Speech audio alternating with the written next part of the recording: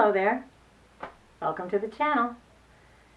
Today I want to talk to you about reading. But I want to start with one of the oldest questions in the history of humanity. Which came first, the chicken or the egg? It's the egg. Trust me. It's the egg.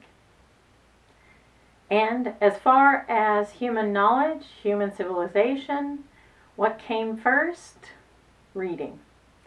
When I got my licensure, it was clear that educational systems understood this, that reading is the essential human skill. That all the other ones, all the prowess of the other ones, all the development of the other ones cascades downward from the primary skill, which is reading. And so,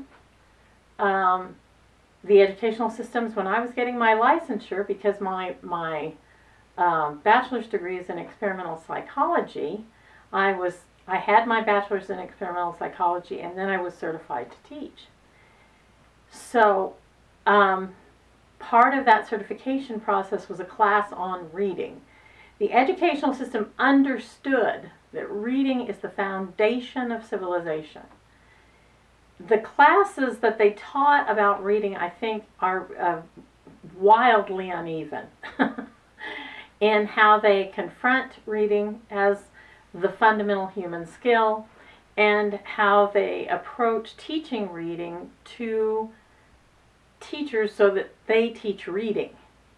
Of course, reading begins with symbol recognition, and that is something humans want to do. We're very blessed in that way, that we look to each other to recognize symbols, to see symbols. But that's actually a pretty common relationship with the universe, between living things and the universe, is looking for signs and symbols of things. But human beings' gift is to really read things. And so the first thing that I want to say about teachers in general is you need to spend real time every week of your life encouraging students to read things. And in our current environment, they do have to read all the time. Now, some of the things they're reading have limited value. Texts can have highly limited value, but they have to read all the time. They're reading all the time. And they may not read for long. True. They may not read narrative. That's true too. I, of course, am a great believer in narrative and really dedicated to narrative. And I will give you an idea about the narratives I think every person should have chosen that they really love tomorrow. But what I really want to suggest is, if you want students to read, you have to encourage them to read by having them read to you. Now, they can do this in class generally, or they can do it individually to you, but reading should come as an essential tool of communication between you and them. And so even if you're teaching something like industrial arts, you should have them read something to you about the industrial arts. They should offer you insight about things they've read. You have to find ways to encourage them to read and to share what they've learned through their reading with you, no matter what subject.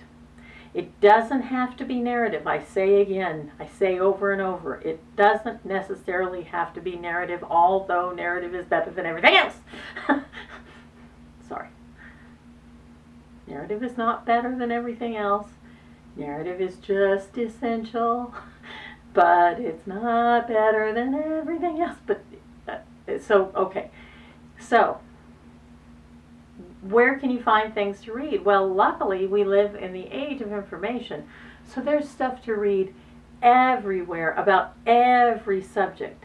And I want to encourage you to think about ways of including reading in your classes that will surprise and possibly delight your students.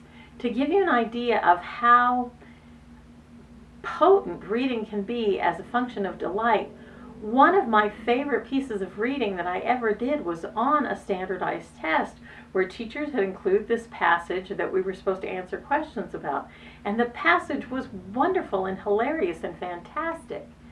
And the minute I was done with the test, I was thinking, I've got to find what that came from. Okay? And it turned out it came from a Flannery O'Connor story. It came from, which story? I can't remember the name of the story. But it came from one of her stories, her short stories. And see, that's the thing. When you meet with a piece of reading that really helps you, you form a sort of backward relationship with the author. And I think that's part of why it's so wonderful that the Bible contains such a huge variety of reading. The Bible is its own tiny library. And so there's all this variety of reading to do in there, so that anybody who really approaches it in a sincere way can find something of value. Even if they don't necessarily pick up one religion or another, the scripture itself is so packed with delights and opportunities that it's wonderful that we have it. But lots of scriptures are that way too. Reading can widen your vision of the world. It can deepen your understanding of those you love. It can enhance your experience. And one of the things about my brother John was that he spent a significant amount of his life reading. He was less drawn to television than I was. He could live without television at all for years at a time, as long as there were plenty of books around. He would pick up a book and just read. And a lot of times they weren't narrative. They were books that were histories. Of course, him being a history teacher, that naturally happened. But he understood how potent reading could be. So, no matter what you're teaching, even if you're at home with your little kids, listen to me. Have them read to you. Even if it's almost a torture to listen to them do it, have them read to you. Let them share with you things they read that they love. Because the more you do that, the better they'll be at reading and thinking independently. And what a gift to give someone. There's a lot of garbage in this world, a lot of garbage to read. But to be unable to enter that world is more of a disaster than to be able to enter it and say, oh, well, this is garbage, and toss it. So tomorrow, I'm going to make some recommendations about what you need to be doing as a human being to improve your powers of instruction and your ability to relate with your fellow human beings.